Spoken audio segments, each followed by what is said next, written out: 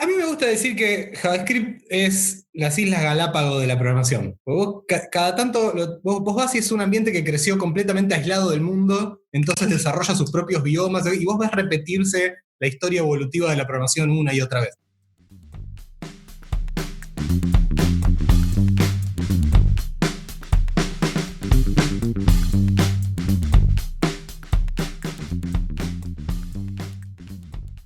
¿Qué tal? ¿Cómo están? Bienvenidos a Pojo y Nada, el podcast de Udwar, donde hablamos de programación y otros temas relacionados que nos interesan. El capítulo de hoy lo tenemos intitulado Historia del desarrollo web. La intención no es hacer un repaso muy exhaustivo de la historia ni nada por el estilo, pero simplemente es entender un poquito de dónde viene todo este tema del desarrollo web y por qué es como es.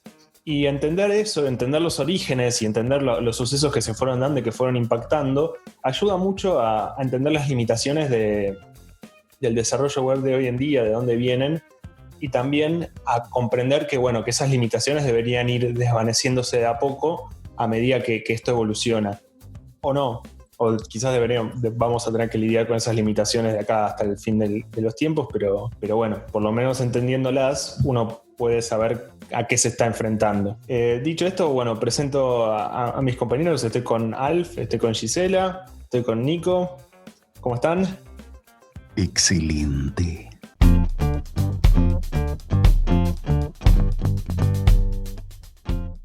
Yo creo que conviene empezar desde el principio. Cuando hablamos de aplicaciones web, estamos hablando de cierto tipo de aplicaciones que habitualmente corren en un browser y que normalmente, no en todos los casos, pero en la mayoría de los casos, las accedemos a través del Internet, ¿no? Y es como, entonces uno puede preguntarse, al empezar a hablar de la historia del desarrollo web, ¿qué es la Internet? ¿Cómo surge? ¿De dónde vino? Bueno, entonces vamos arrancando. Yo me traje acá un machete más o menos cronológico para tratar de controlar las boludeces que uno suele decir. Así que primero, es un poco complicado. Podemos hacer un capítulo, hablemos sin saber. Es un poco complicado entender cuál es el inicio, ¿no?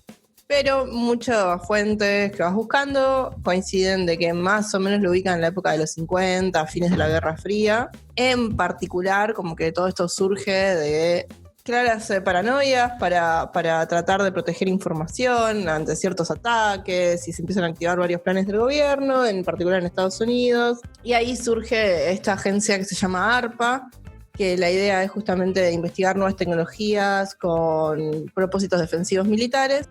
Y a partir de ahí, después de ARPA, surge lo que sería la Red Galáctica. Me encantan los nombres igual, no sé si... O sea, estoy leyendo un libro de ciencia ficción, te juro. Genial, amé. Sí, muchas de estas cosas de hecho son inspiradas por historias de ciencia ficción. O sea, la Internet es una de esas cosas que primero pensamos como historia y después simplemente se dieron y hoy en día las tenemos. Sí, y hoy en día te la cuentan y parece joda, ¿no? Argentina le lleva un cable que entra por las toninas y ahí ese cable nos da internet a casi todos. Y vos decís, me estás jodiendo. No te estás jodiendo. Yo creo que tendríamos que dejar de hablar del cable de las toninas como profesionales. Debería ser un secreto de la industria. Van a empezar a surgir los pelotudos que van a buscar el cable. Para banderizar. Obviamente. Que es un tema muy interesante porque le saca tanto misticismo. O sea, nos dicen, ustedes que hacen magia, no chabón, hay un cable. Nosotros que nos preguntamos cómo hacer para enseñar qué es la computación y qué es el Internet, mucha gente piensa en la nube y mira para arriba y en el aire. Y no, es un cable, está en el aire por casualidad, está en el aire desde tu computadora hasta el router, y después del router hasta la otra computadora va todo por cable. O sea, es muy interesante eso porque es una misconception, un problema muy común a la hora de concebir Internet. Pero no, son cables y son computadoras enchufadas entre sí. No sé, que eventualmente llegue un cable no quiere decir que no haya magia todo alrededor. No es que das vuelta el celular y tenías un cable que no habías visto. En algún lugar esto se vuelve aéreo y mágico. Hay torres involucradas. Claro, las torres de celulares son claras. El tema es que hay una confusión, por ejemplo, común, que es que Internet es los satélites. Y es muy, muy bajo el porcentaje de internet que hoy es satelital. Porque además no conviene por un montón de razones. Por ahora. Por ahora no conviene porque no es un buen medio. O sea, nada supera el buen cable. Es mucho más confiable el buen cable. Aparentemente, según Amazon, los camiones de pendrives. Llenos de pendrive. Bueno, nos fuimos un poco por las ramas. Bueno, pero entonces es simplemente eso. O sea, internet es eso, son un montón de compus enchufadas. Y lo que vos haces cuando entras a una página de internet no es nada más ni nada menos que pedirle una compu, dame cosas. Y esas cosas son texto.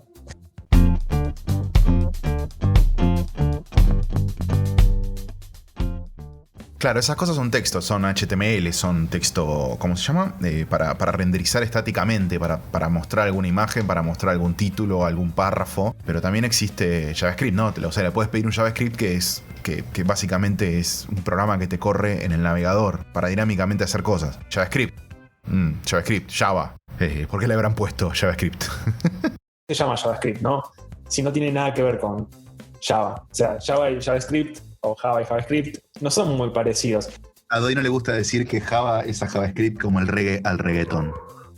O sea, tiene paréntesis, tiene llaves, tiene punto y coma, hasta hace poco, y eso es en todo lo que se parece. Tiene objetos, muchachos.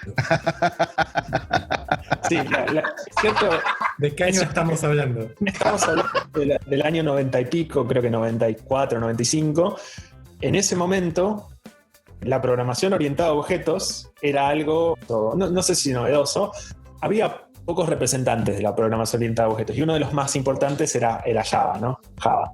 Entonces, si vos querías ser cool o digamos, si querías estar en boca de todos haciendo un lenguaje orientado a objetos, te tenías que pegar a Java. Y eso fue lo que pasó, de hecho. O sea, la decisión de llamarlo JavaScript era porque querían hacer un lenguaje de scripting para el browser que tuviera objetos y querían subirse a la ola de Java.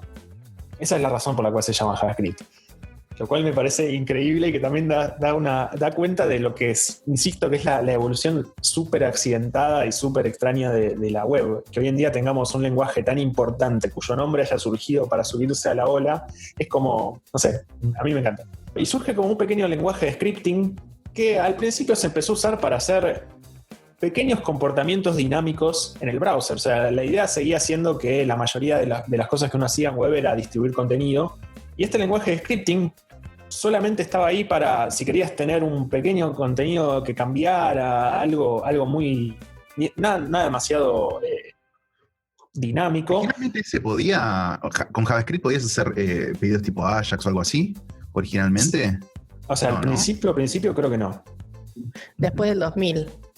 O sea, es justamente un poco porque que eso es otro boom que hace y que como que es lo que muchas veces cambia bastante del juego y hay una nueva revolución de aplicaciones e interacciones que puedes hacer.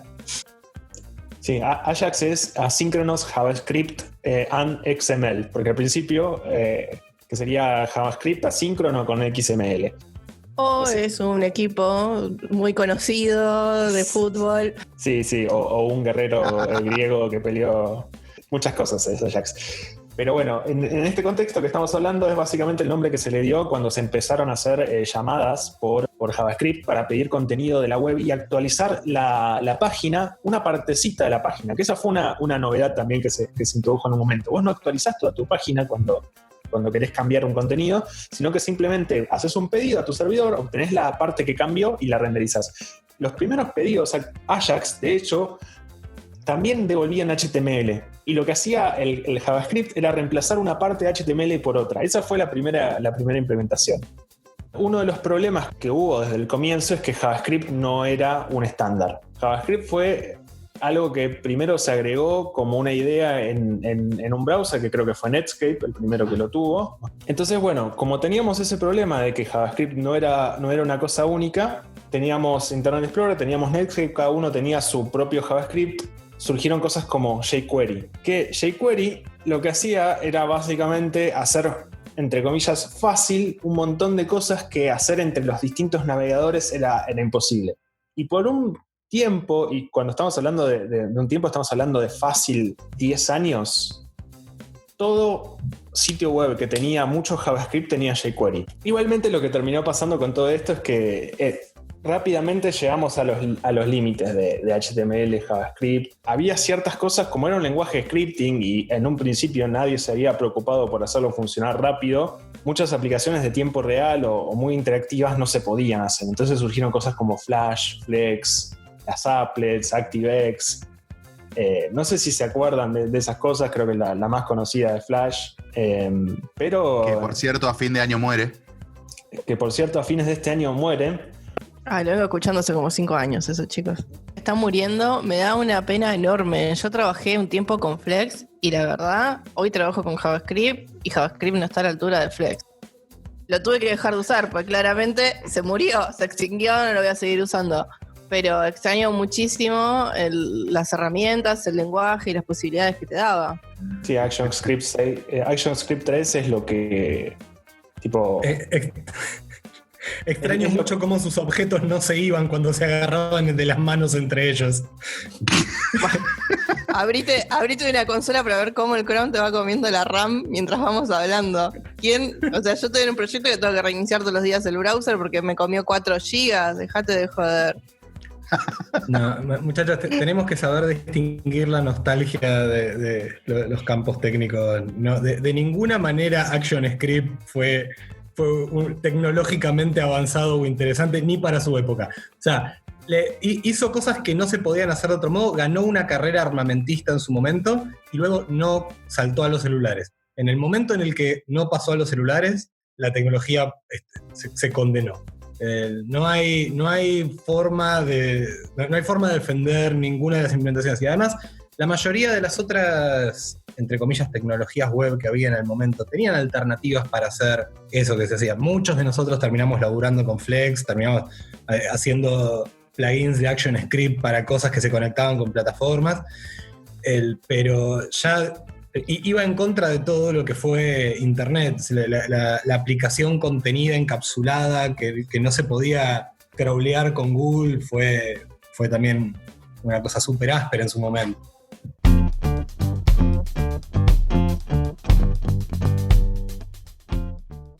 Entonces, me parece que hablamos bastante ya de cómo estaba el mundo, las razones, cómo es que pasamos de la nada a que funcione esta cosa maravillosa que es Internet. Pero algo que a mí me gustaría que hagamos más como un zoom in es como desde el 2000 hasta la actualidad y hablar un poquito de la evolución, las herramientas, cosas que fueron cambiando el mundo de desarrollo web para llevarlo a lo que lo conocemos hoy, ¿no? Por ejemplo, una de las cosas que hablamos un poquito antes, pero me gustaría remarcar más, es, por ejemplo, jQuery. Cómo es que jQuery modificó a lo que estábamos acostumbrados a trabajar y a programar en su momento, ¿no? Y esto pasó más o menos en 2006. Bueno, no sé si se acuerdan, pero antes de jQuery todos los browsers, como siempre, se odiaron entre sí y tuvieron un montón de problemas y siempre fue muy complicado hacer que una aplicación funcione bien en distintos browsers. Y una de las promesas de jQuery era que era multibrowser, ¿no? Y ahí como que todos nos emocionamos y además tenía el signo pesos adelante. Que fuera multibrowser en realidad se traducía en que tenía un montón de ifs, que todos esos ifs los tenía jQuery y no los tenías que escribir vos, sino tenías que estar vos preguntando qué browser era. Nunca había pensado lo del pesos. Dinero. Sí, verdad. Promete dinero y después solo da dolores de cabeza. Pero siguiendo con esta línea de tiempo, más o menos por 2009 aparece Node.js, ¿no? Y ese sí me parece que es un hito que al menos desde mi perspectiva es muy, muy, muy, muy importante. No sé el resto ahí qué opina. ¿Qué les pasó cuando apareció Node? Bueno, la aparición de Node, digamos, por si alguien no conoce la tecnología, la aparición de Node marca el punto de inflexión en donde era ridículo considerar tener el mismo lenguaje de los dos lados del cliente y del servidor, y cuando empezó a ser creíble que se podía lograr así, eso trajo consecuencias importantes en términos de las búsquedas laborales y de a dónde iban los proyectos. Cuando de pronto el que ponía la plata escuchó que podía tener al mismo programador de los dos lados, empezó a darse vuelta toda la tortilla. Y de hecho hoy en día un término que se gusta mucho en la industria, por más que sea bastante falopa, es el término de programador full stack, que es una construcción que probablemente se empezó a popularizar a partir de desarrollo de Node, porque era bastante raro que alguien dominara frontend y backend, siendo que tenías que considerar todas tecnologías diferentes, todas herramientas diferentes y todos problemas distintos también.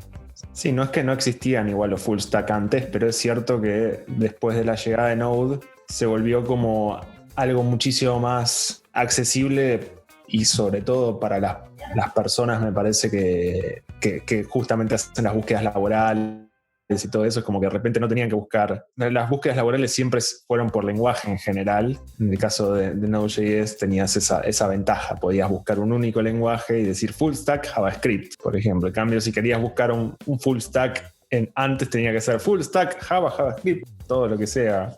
Dudo que existan ahora los full stack. No quiero hablar del pasado, pero sí un punto de inflexión en términos de que antes era ridícula la idea de que JavaScript fuera un lenguaje en seco, como pasa con todo, ¿no? Vos ves algo que tiene un propósito, está siendo usado por una cosa específica, entonces todos los que se creen mejores se burlan y lo señalan con el dedo. De JavaScript, que era un lenguaje mal hecho, un lenguaje tonto, porque era interpretado en lugar de compilado, porque el string con el 1 es igual al número 1 y otra serie de cosas que los puristas le señalaban, de pronto pasó a ser una tecnología que amenazaba con copar los servidores también, y sobre la cual además había un montón de gente mal formada. Para mí eso cambia bastante, ¿no? El juego, porque como que de alguna manera había como una línea bastante grande entre backender, frontender y las cosas que hacía el backend, las cosas que hacía el frontend. Y ahora de alguna manera justamente se empezaron a perder ciertos o compartir justamente conocimientos entre distintos aspectos de la aplicación. Y muy cerquita, que sale Node, se empieza a popularizar mucho, por ejemplo, un framework que es imposible no nombrarlo, que es Angular 1. ¿No? Hoy lo pensamos y es súper obsoleto en su momento, pero en su momento fue el boom, la explosión de todo, que como que el que ganó esa emoción de los frameworks. Y también estaba el signo pesos. Estoy empezando a ver un patrón. Estaba el signo pesos, había problemas de inyección de dependencias, todo lo que un buen framework tiene que tener. Yo creo que las herramientas como Angular, habían varias, alguna fue más popular que otra de forma anecdótica. Lo que empieza a mostrar es la emergencia de patrones que antes eran considerados patrones de UI de escritorio, MVC, MVP, MVCC, construcciones que uno tenía asociada a tal vez un poquito más prolijas, un poco más teóricas, en un lugar en donde antes jQuery y el pedido, bueno, dame tal campo, dame tal elemento del DOM, ponele este handler para cuando se mande un evento y vemos qué pasa. Eso empezó también a traer un poco de atención a diseñar del lado del frontend. Entonces empezó a ser un poquito mejor visto la idea de meterle un poquito más de diseño y un poco más de orden y pensar cómo se hace para extender una aplicación. Y al mismo tiempo eso hizo que las aplicaciones de frontend fueran más escalables. Fue una situación parecida a la que pareció programación orientada a eventos, cuando hacíamos primero las ventanas en ActionScript, hacíamos primero las ventanas y después mandábamos el comportamiento atrás asociado a cada uno de los componentes. Esa era la manera como estábamos acostumbrados a hacer UI en el frontend también. Y a medida que se fue migrando tecnologías basadas en las ideas que estaban atrás del desarrollo backend, probablemente producto de que los backenderos ahora también estaban aprendiendo JavaScript, también estaban trabajando y también habían ideas que iban y venían, muchos de los problemas que no sabíamos que teníamos en frontend se fueron identificando y se fueron aplicando a las soluciones que ya conocíamos.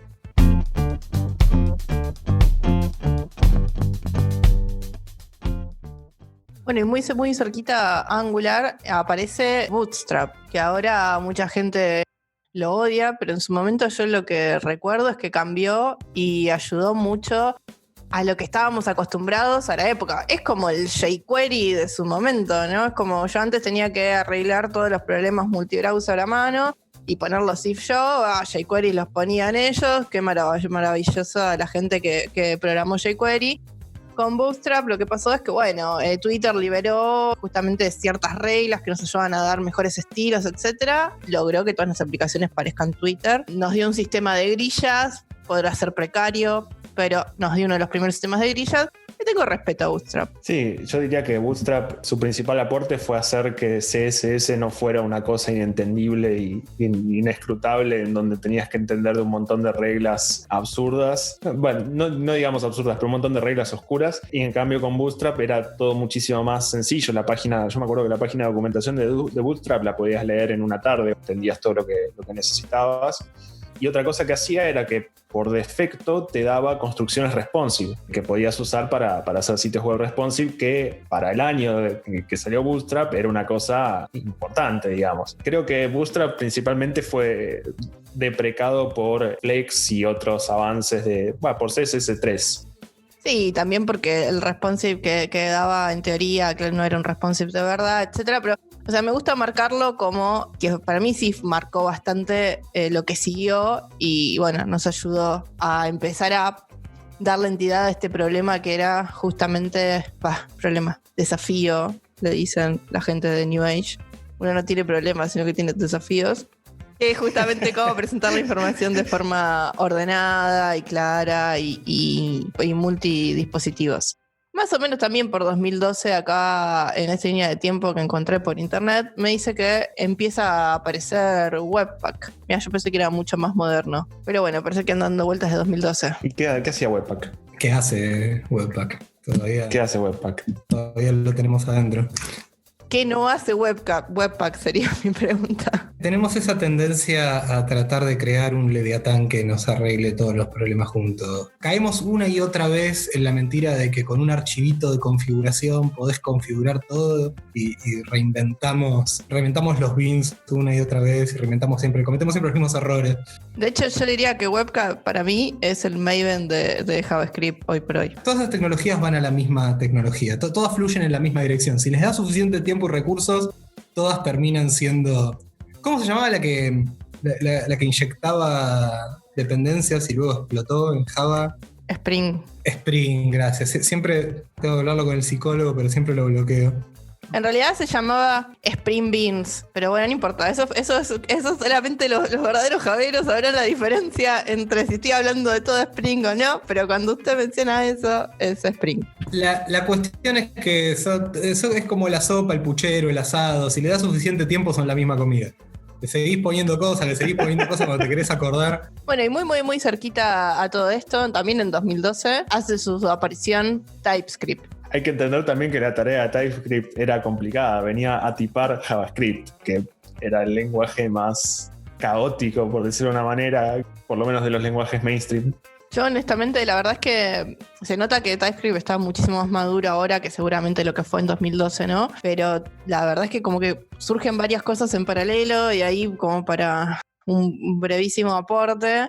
Yo trabajé en un proyecto con TypeScript y ahora trabajo en un proyecto que usa Flow, que en su momento que Flow es como el TypeScript que quiso hacer Facebook antes de que surja TypeScript, y la verdad es que lloro todos los días por no tener TypeScript. Como lo extraño, qué bueno y qué bien hecho y qué bien logrado que está para ayudarnos tanto a usar JavaScript. De hecho, yo tengo una cruzada personal contra JavaScript, pero honestamente siento que con TypeScript me arreglan una cantidad de problemas que hasta me lo hacen considerar como que es un lenguaje que vale la pena.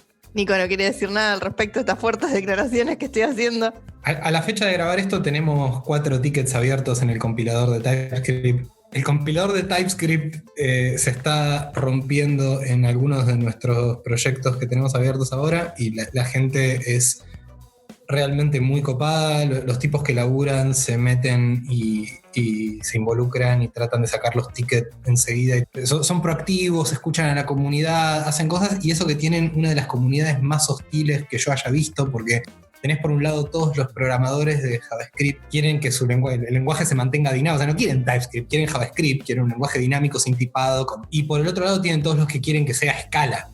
Están todos los que quieren que sea el tipado más restrictivo y más poderoso posible, y otros que quieren que no, que sea todo, y los tipos están parados en el medio haciendo lo mejor. Los llaman para pedirles features, ellos hacen lo que pueden. TypeScript es sí una de las muchas iteraciones de dialectos de JavaScript que intentaron, entre comillas, mejorar JavaScript.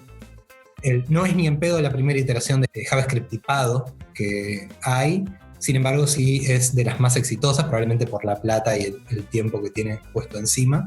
Microsoft lo financió originalmente, ¿no? Microsoft que también mantiene el Visual Studio Code y que está atrás de GitHub y que tiene... ¿Son open source, TypeScript y el Visual Studio Code? Sí, ¿no? Sí, no sé qué licencia tienen, pero son open. O sea, el código lo puedes encontrar, no sé qué licencia tiene. No, solo para ver si podés ver, podés ver, tocar, hacer un PR al core del lenguaje o al...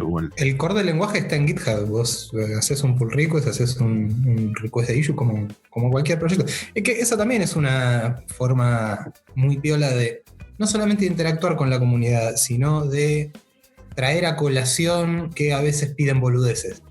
O sea, es muy distinto cuando viene alguien y te dice, yo quiero que el lenguaje tenga tal cosa, este lenguaje es una mierda porque no tiene tal cosa. Y dice, bueno, toma y hacelo vos. Haceme un pull request y yo te lo mergeo. Y entonces ahí das la oportunidad de que alguien vea que a veces las complejidades que hay atrás o las razones por las cuales algo está hecho de determinada manera son reales, tienen un propósito.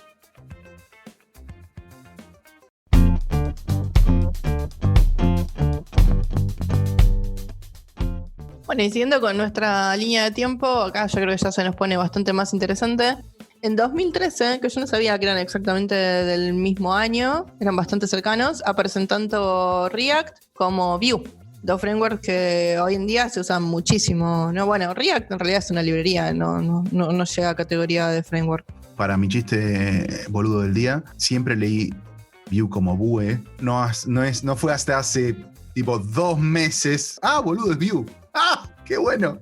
Entendí el chiste. Vue con Mongo en un JSON, más argentino imposible. A mí no me parece mal decirle Vue. Yo diría que me molesta cuando son inconsistentes. O sea, no me puedes decir que Vue es un framework de JavaScript. Te vas a la mierda. O sea, o le decís JavaScript o le decís JavaScript, pero pronunciame todo homogéneamente Parque Avellaneda o nada. Che, ¿y alguien me explica qué hace Vue? Son librerías de vista, son... A mí me gusta decir que JavaScript es las Islas Galápagos de la programación. Vos, cada tanto, vos vas y es un ambiente que creció completamente aislado del mundo, entonces desarrolla sus propios biomas y vos ves repetirse la historia evolutiva de la programación una y otra vez. React, por ejemplo, fue en sus primeros momentos bastante, entre comillas, controversial, digamos, porque lo que el creador proponía era que la separación que tenemos entre comportamiento y vista, o mejor dicho, comportamiento de la vista y vista, está dada por limitaciones tecnológicas, no por una división de responsabilidades. Lo que decía es, la vista, la presentación, está asociada a la lógica de la presentación, entonces separarlo en HTML, CSS y código por otro lado es un error y lleva a problemas de apareamiento, lleva a cosas sobre las que hay que trabajar. Partimos de una limitante que no necesitamos tener, habría que poner todo junto. Atrás de eso hay frameworks que justamente se basan en hacer eso. De hecho, todos los frameworks que yo conozco, hasta diría con muy poquitas excepciones, de frameworks para generar vistas en cliente, en escritorio, partían de alguna variante del Model View Controller, ¿no? El patrón de separar la vista de la lógica de negocio de algo que los hacía, los orquestaba y los conectaba. De plantear que esa separación es inútil me parece una discusión súper interesante para tener. Entonces, en ese sentido, React me pareció una propuesta, puedo no estar de acuerdo con la afirmación, pero por lo menos para la discusión me pareció muy interesante.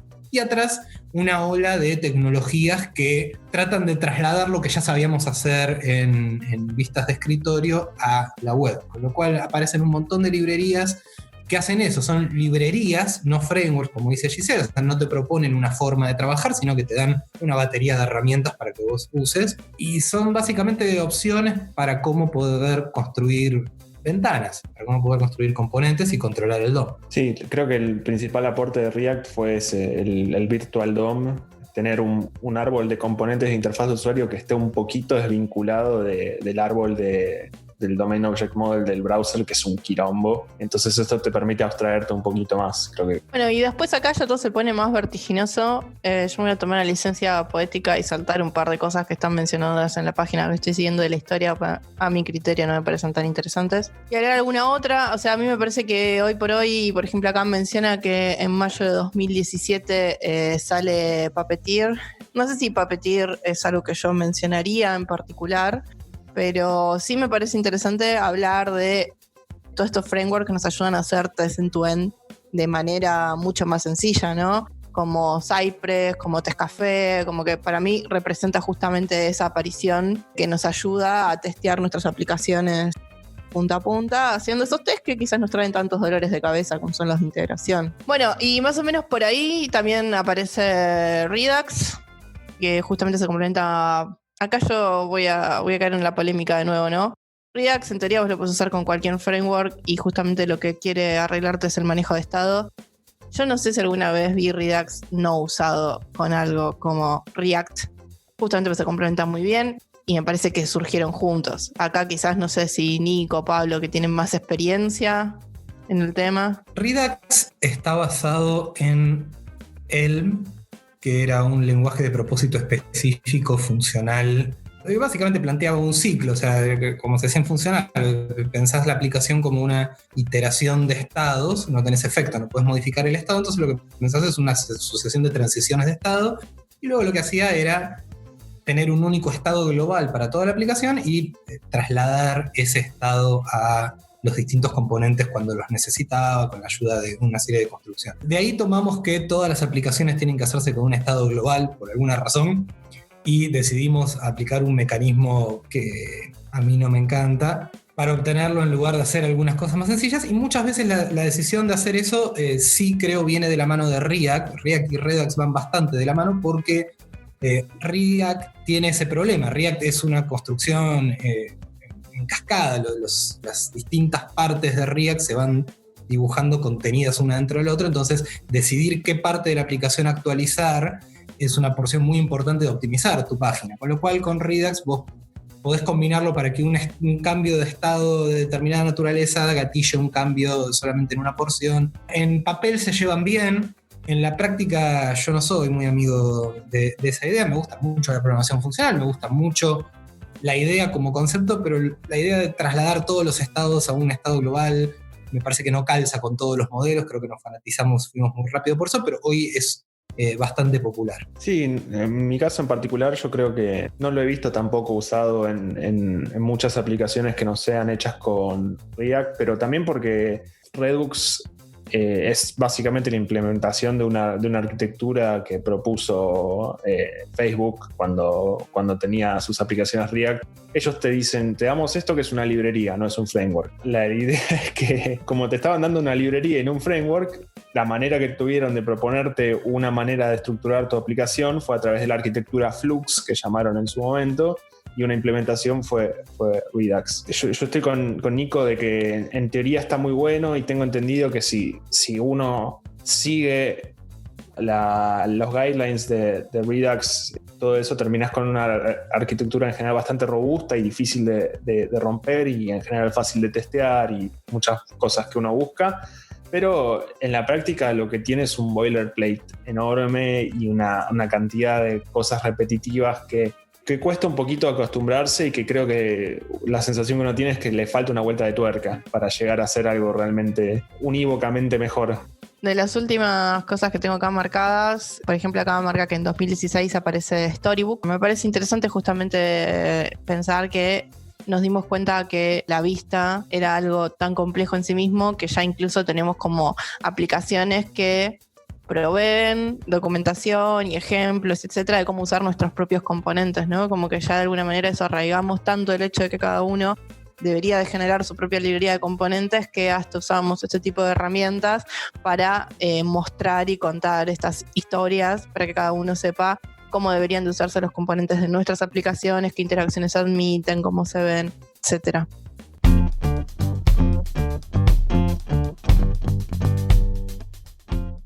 Además de todas las tecnologías que mencionamos, hablamos un poco de protocolos, hablamos un poco de tecnologías web. A mí me parece que la gran mayoría de los hitos de cambios tecnológicos de Internet no vienen de la mano de nuevas tecnologías, sino las nuevas tecnologías son reactivas de problemas que nos vamos encontrando, de cosas que tienen naturaleza más humana o más relacionadas con el uso. Uno de los puntos fundamentales, pronto todos tenían Internet, todo el mundo tenía Internet, todo el mundo tenía una conexión que no requería tener el teléfono colgado, y de ahí en adelante la capacidad de una persona de consumir cosas de Internet explota. El siguiente hito importante puede ser cuando de pronto nos dimos cuenta que podíamos tener Internet en el teléfono. Lo que quiere decir para el desarrollador es que de pronto todas las páginas que hiciste están mal, porque tus páginas no se ven un carajo en el teléfono. Entonces ahora de pronto necesitamos descubrir la manera de que las páginas funcionen en los teléfonos. Y por supuesto lo primero que hacemos es hacer 2 páginas. Pero eventualmente emerge una tecnología que te propone, no, mirá, si escribís así o usás esta herramienta, la página que escribiste para la web va a servir en los teléfonos. Luego, por supuesto, descubrimos, no, eso no funciona, necesitamos algo que se compile a nativo en los teléfonos, porque ahora los teléfonos, además de poder mostrarte páginas, también tienen sus propios quilombos y quieren tener sus propias notificaciones, sus propias cosas. Otro giro interesante eventualmente termina siendo cuando tomamos lo que nosotros considerábamos que era para lo que servía la Internet y lo empezamos a escalar y lo empezamos a explotar más y más y más, y de pronto tenemos mercados enteros que giran alrededor de Internet y construcciones que directamente no tienen sentido en el mundo real.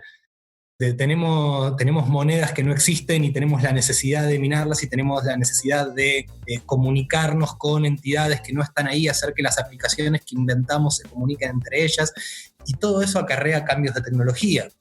Pero más lento y más importante todavía para mí es que en algún momento le fuimos dando lugar a más y más profesiones, y Internet y el desarrollo de Internet fue menos y menos un nicho de la gente técnica con sus habilidades tuneadas en pos puramente de lo técnico. No sé si decirle teoría, pero hay como una historia que dice que los griegos no conocían el azul, porque los griegos eran incapaces de ver el color azul, porque si vos lees, vos no, porque no sabés griego, pero alguien que sabe, lee los libros que vienen de ese tiempo, lee no te voy a decir los papers, pero lee las cosas que nos fueron dejando. El color azul no se menciona. Cuando hablan del cielo, lo describen como terroso. Cuando hablan del mar, lo describen como verde. Entonces, no hay ninguna mención al color azul. Y si vos ves cómo era el Internet en los 90, los del futuro van a pensar que éramos todos daltónicos y no distinguíamos el violeta del rosa. Éramos incapaces de ver tipografía. Todo era con unos colores horribles tirados uno encima del otro.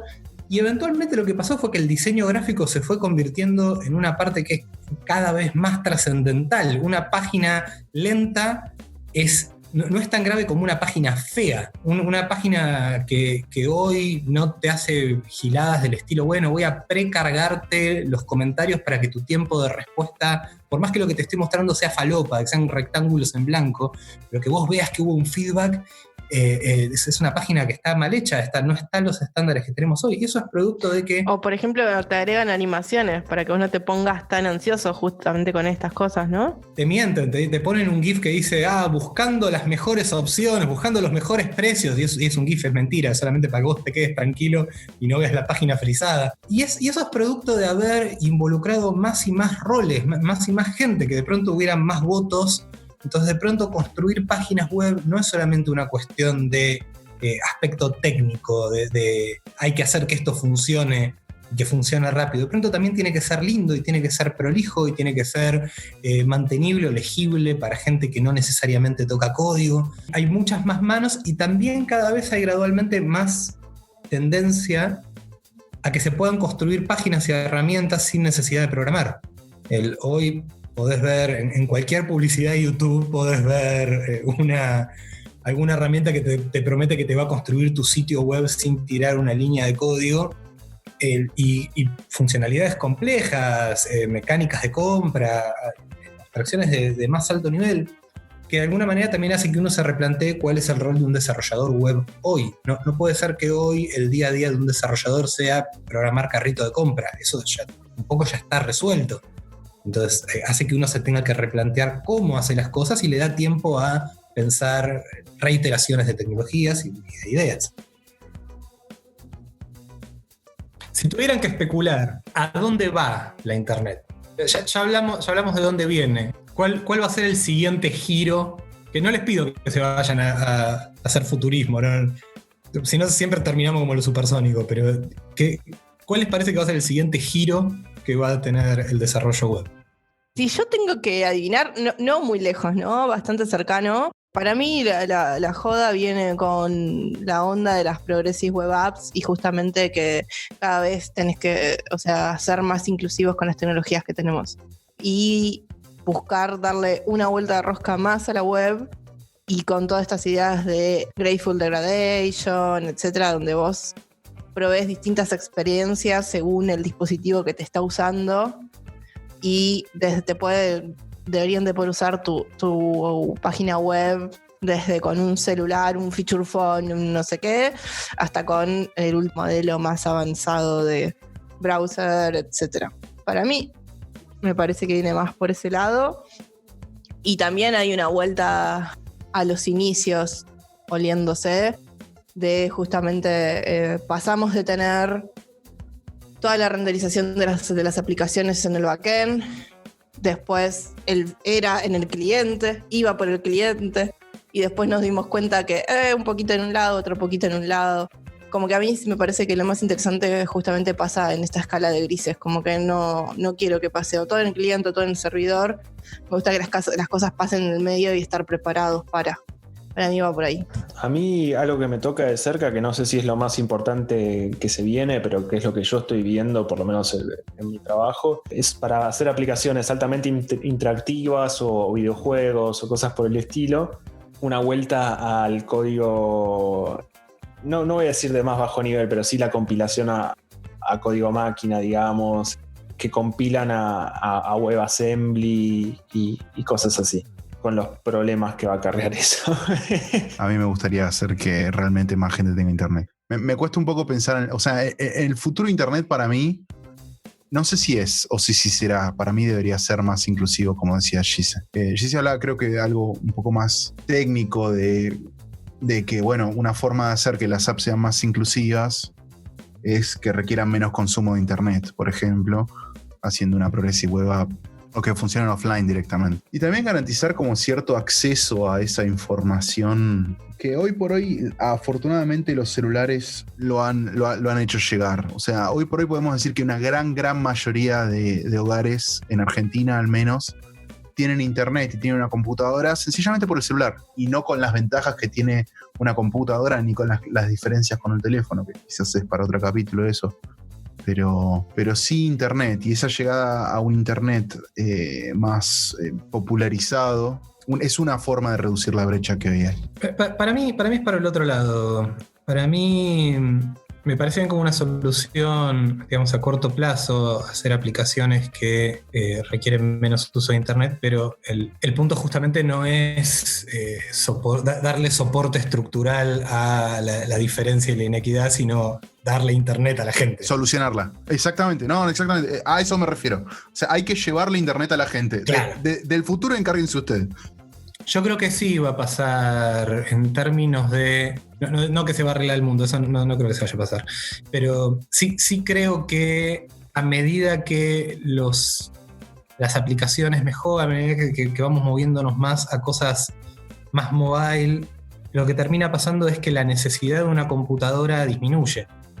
Por supuesto no cumple todos los roles, pero hoy en muchos sentidos podés hacer un montón de cosas que antes hacías antes solamente podías hacer con una computadora, las podés hacer con un teléfono celular, y en la medida en la que eso vaya pasando, las funcionalidades en web pura, digamos, de web estrictamente de browser, tienden a bajar, tienden a agotarse. Bueno, y eso ha sido todo por hoy. Igual, qué manera de tirar abajo la puta que te parió, ¿eh? Sí, yo acá hablando boludeces, y me decís los niños pobres.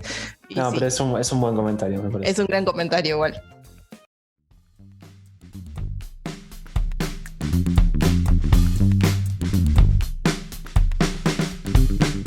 Si quieren comunicarse con nosotros, nos pueden escribir a pojoynada@ucbar.org, o también con el hashtag pojoynadapodcast en Instagram o en Twitter.